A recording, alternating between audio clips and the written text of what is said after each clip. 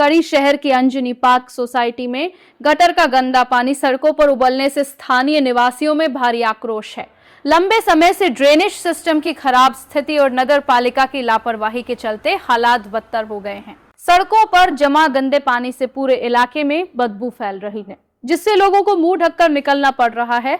वहीं ठहरे हुए पानी के कारण मच्छरों का प्रकोप बढ़ गया है, जिससे डेंगू और मलेरिया जैसी बीमारियों का खतरा भी मंडरा रहा है। स्थानीय लोगों का आरोप है कि कई बार शिकायत करने के बावजूद नगर पालिका सिर्फ आश्वासन दे रही है, लेकिन समस्या का स्थायी समाधान नहीं किया जा रहा।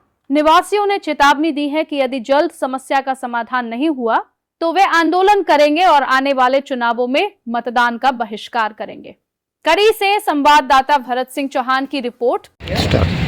मारू नाम पटेल मित्तल है। अहींया अमे चकातना के SV road Anjani park society में रही छी। अमारो प्रश्न तो मेन तो गटरनो ज छे, पण जो आ सोल्व ना थयो तो अमे कोई पण वोटिंग करवा आवशुं नहीं। गटर अने कचरानुं बंने बाबतमां